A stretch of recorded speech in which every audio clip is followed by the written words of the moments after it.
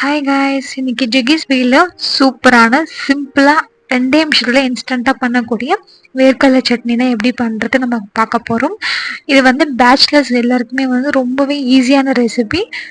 டக்குன்னு நம்ம பண்ணிட்டு போயிடலாம். இட்லி தோசை எல்லாத்துக்குமே செம்மையா இருக்கும் இந்த காம்பினேஷன்.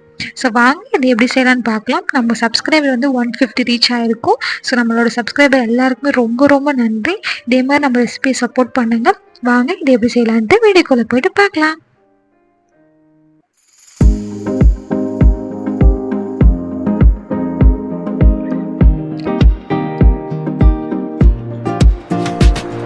ஃபர்ஸ்ட் நம்ம வேர்க்கடலை சட்னி செய்கிறதுக்கு வேர்க்கடலை நல்லா ரோஸ்ட் பண்ணி எடுத்துக்கலாம். ஒரு வானலில் அது நல்லா ஆறினதுக்கப்புறம் அந்த தோலெல்லாம் ரிமூவ் பண்ணி எடுத்துக்கிட்டோம். இது ஒரு 1/2 கப் ரோஸ்டட் பீனட்டை நான் எடுத்துருக்கேன். இப்போ இதை வந்து மிக்சி ஜாரில் மாற்றிக்கலாம். அது கூட வந்து ஒரு 1/4 கப் வந்து கோகோனட்டு கியூப் ஆட் பண்ணிக்கலாம், இல்லை துருவி கூட ஆட் பண்ணிக்கோங்க. இது கூட வந்து ஒரு சின்ன சைஸ் வந்து புளி, நீங்கள் வந்து குவான்டிட்டிக்கு ஏற்ற மாதிரி போட்டுக்கோங்க.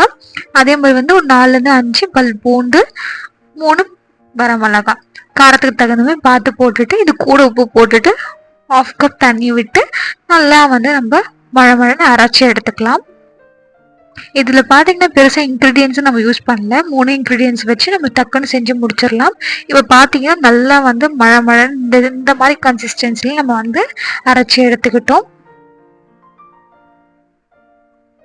இப்போ இது வந்து ஒரு பவுலில் நம்ம மாற்றிக்கலாம்.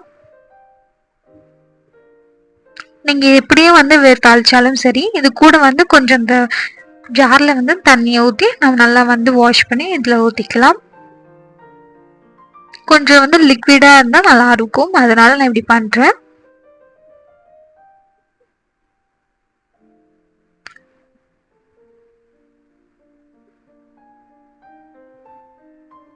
இப்போ நல்லா வந்து கலந்து விட்டுட்டு இதை வந்து தாளிச்சிடலாம். நம்ம சட்னிக்கு ஒரு கடாயில் வந்து 1 டேபிள் ஸ்பூன் அளவு வந்து கடலை எண்ணெய் ஊற்றிக்கிறேன். அது நல்லா காஞ்சக்கப்புறம் ஒரு 1/2 டீஸ்பூன் கடுகு, அதுக்கு நான் போட்டோடனே பொரிஞ்சக்கப்புறம் ஒரு கொத்து கருவேப்பிலை, இதை போட்டு நல்லா நம்ம வறுத்தக்கப்புறம் நம்ம சட்னியில் ஆட் பண்ணிக்கலாம். அவ்வளோதான், ஒரு சிம்பிளான டக்குன்னு நம்ம பண்ணக்கூடிய சட்னி ரெடி ஆகிடுச்சு. இது இட்லிக்கெலாம் செமையாக இருக்கும். ஸோ டக்குன்னு நம்ம வந்து ஒரு 2 நிமிஷத்தில் பண்ணணும் அப்படின்னா நீங்கள் கண்டிப்பாக இந்த சட்னியை செஞ்சு பாருங்கள். எப்படி இருந்து செஞ்சுட்டு கமெண்ட் செக்ஷனில் ஷேர் பண்ணுங்கள்.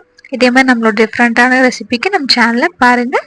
அதேமாதிரி பெல் ஐக்கானே கிளிக் பண்ணி வச்சுக்கோங்க. இதே மாதிரி நெக்ஸ்ட் ரெசிபியில் உங்களை சந்திக்கிறேன். தேங்க்யூ, பாய்.